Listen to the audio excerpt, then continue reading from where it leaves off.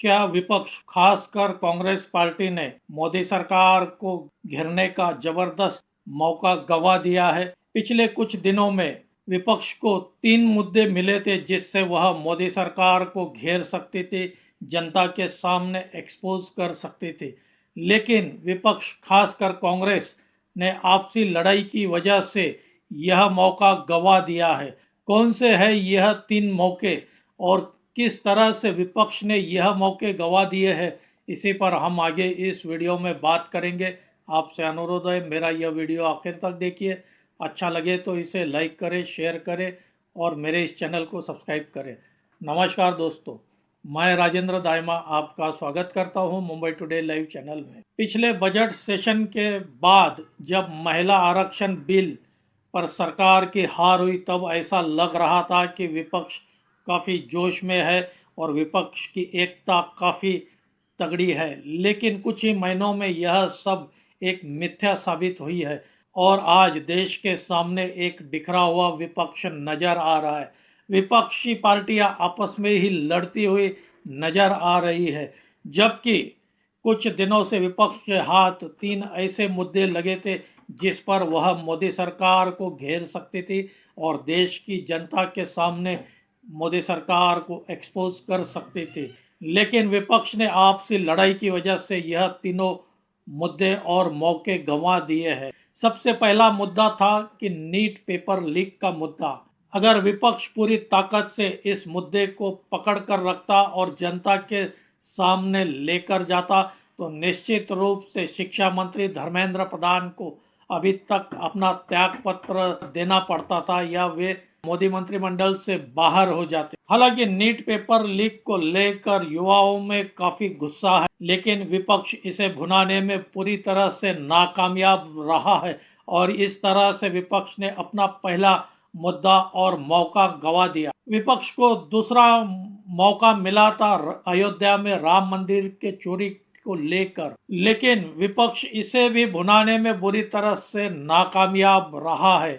हालांकि विपक्ष को चाहिए था कि इसे जनता के सामने पूरे देश में लेकर जा सकते थे, क्योंकि जिस हिंदुत्व की बात और जिसका ठेका भाजपा आती है उसे विपक्ष बुरी तरह से पूरे देश में एक्सपोज कर सकता था, भाजपा के हिंदुत्व की पोल खोल सकता था। क्योंकि भाजपा ने ही अयोध्या में राम मंदिर को हिंदुत्व के आस्था का विषय बनाया था और इसी को लेकर राम मंदिर की चोरी को लेकर विपक्ष पूरे देश में भाजपा को टारगेट कर सकता था। लेकिन विपक्ष अपने आपसी तालमेल की कमी की वजह से यह भी मौका गंवा देता है। तीसरा सबसे महत्वपूर्ण मौका विपक्ष को मिला था यह इथेनॉल 20% को मिश्रित पेट्रोल को लेकर, लेकिन विपक्ष इसे भी पूरी तरह से पूरे देश में भुनाने में नाकामयाब रहा।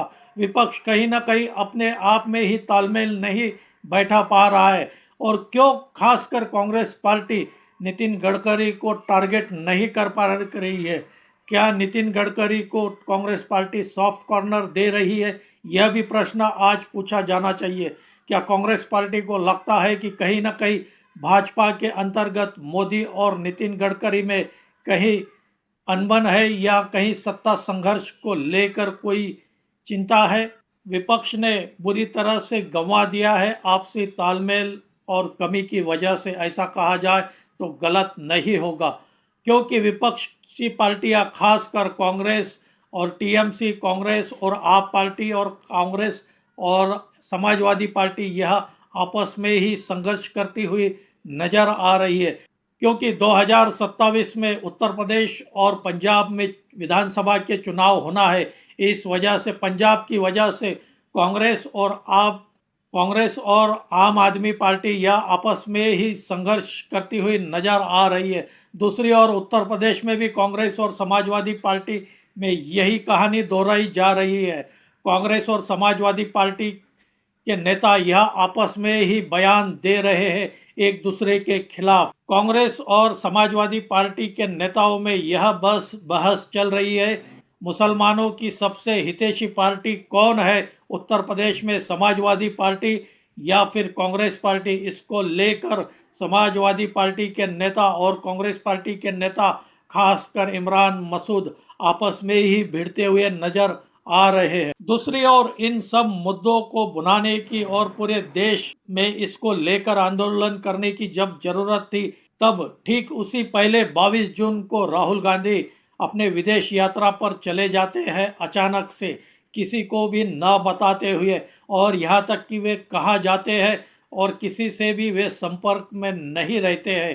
पिछले 22 दिनों तक राहुल गांधी पूरे देश की राजनीति के पटल से अदृश्य हो चुके थे। यहाँ तक कि उनकी कांग्रेस पार्टी के अंदर ही पंजाब के नेता पूर्व मुख्यमंत्री चरणजीत सिंह चन्नी को लेकर कांग्रेस स्थानिक कांग्रेस पार्टी और चन्नी में यह संघर्ष चल रहा था, तब भी राहुल गांधी ने चरणजीत चन्नी से संपर्क नहीं किया। जिस तरह से कांग्रेस अपने सहयोगी पार्टियों के साथ व्यवहार कर रही है, शायद इसी वजह से महाराष्ट्र में nationalist Congress party NCP Sharad Pawar की पार्टी के नेता यह एनडीए में जाने के लिए आग्रह कर रहे हैं, क्योंकि एनसीपी शरद पवार के कई नेताओं को लगता है कि कांग्रेस के साथ जाकर उनका राजनीतिक भविष्य यह खतरे में आ सकता है। इस वजह से शरद पवार की पार्टी के नेता चाहते हैं कि उनकी पार्टी एनडीए में शामिल होकर एनडीए के साथ सरकार में शामिल हो, क्योंकि इन नेताओं ने देख लिया है पश्चिम बंगाल में टीएमसी की क्या हालत हुई है। एक तरह से कहे तो कांग्रेस पार्टी पूरे विपक्ष को एक साथ रखने में नाकामयाब रही है और कांग्रेस पार्टी को 3 मौके मिले थे मोदी सरकार को घेरने के, वो पूरी तरह से गवा दिए हैं। दोस्तों, आपकी क्या राय है? आपको क्या लगता है विपक्ष आपसी तालमेल की वजह से मोदी सरकार को घेरने के मौके गंवा दिया है? आप भी कमेंट करके बताइए। मेरी यह जानकारी अच्छी लगी हो तो इसे लाइक करें, शेयर करें और मेरे चैनल को सब्सक्राइब करें।